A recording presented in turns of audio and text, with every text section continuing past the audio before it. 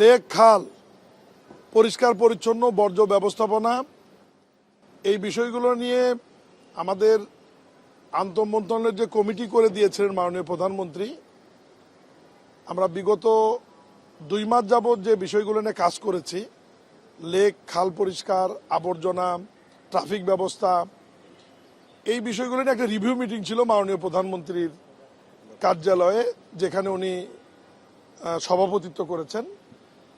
সেখানে গৃহ ও গণপূর্ত মন্ত্রী মহোদয় ছিলেন, রাজুকে চেয়ারম্যান ছিলেন,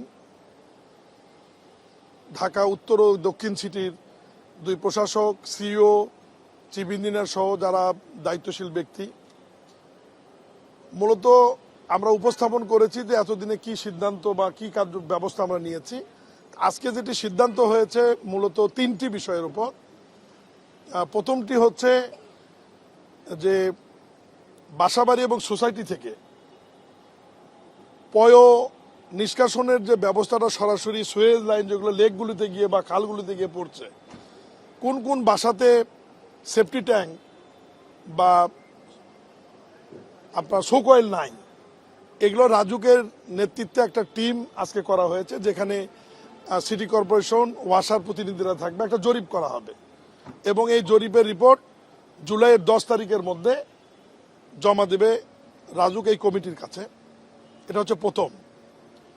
দ্বিতীয় সিদ্ধান্ত হচ্ছে যে আমাদের ঢাকার যে বস্তিগুলো রয়েছে, বিশেষ করে করাইল সহ বিভিন্ন বস্তি রয়েছে, এই বস্তিবাসীদেরকে জীবনমান উন্নয়নের জন্য কি করা যায়, সেখানে উন্নত দেশগুলোর মতো কাউন্সিল বাড়ি করা যায় কিনা, বা পরিচ্ছন্ন কর্মীদের জন্য যেরকম আমরা 400, 500 বা 600 স্কোয়ার ফিট আবাসন করেছি সেই রকম আবাসনের ব্যবস্থা করা যায় কিনা, এ ব্যাপারে একটা ফিজিবিলিটি স্টাডি করার জন্য স্থানীয় সরকার মন্ত্রণালয় এবং গণপূর্ত মন্ত্রণালয়কে আলাদা আলাদাভাবে মাননীয় প্রধানমন্ত্রী একটি অনুশাসন জারি করেছেন।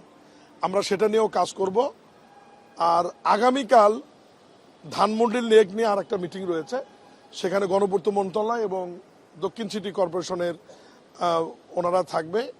আর এর বাইরে গুলশান, বনানী, বাড়িধারা লেক পরিষ্কার পরিচ্ছন্ন রাখবার ব্যাপারে আমাদের যে দাসের কান্দি যে আমাদের যে ওয়াটার ট্রিটমেন্ট প্ল্যান্ট রয়েছে, সেটার সাথে এই লেকগুলোর ইন্টার কানেকশন কিভাবে করে পানির প্রবাহ সঠিক রাখা যায় এবং এ ব্যাপারে প্রয়োজনীয় পদক্ষেপ নেওয়ার জন্য ওয়াসাকে দায়িত্ব দেওয়া হয়েছে।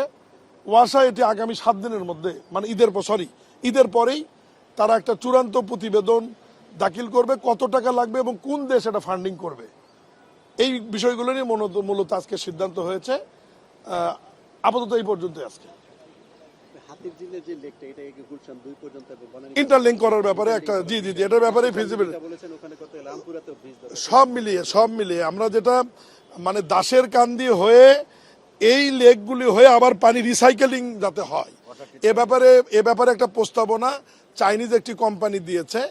সেই প্রস্তাবনাটা নিয়েই আমাদের উত্তর সিটি কর্পোরেশন, ওয়াসা এবং ওই কোম্পানি মিলে একটা ফিজিবিলিটি স্টাডি করে কত টাকা লাগবে, বাস্তবায়নযোগ্য কিনা এবং আদৌ সেটা সাস্টেনেবল হবে কিনা, এটা নিয়ে ঈদের পরে একটা প্রতিবেদন তারা দাখিল করে আমরা মাননীয় প্রধানমন্ত্রীর কাছে আবার বসে বাস্তবায়নের দিকে।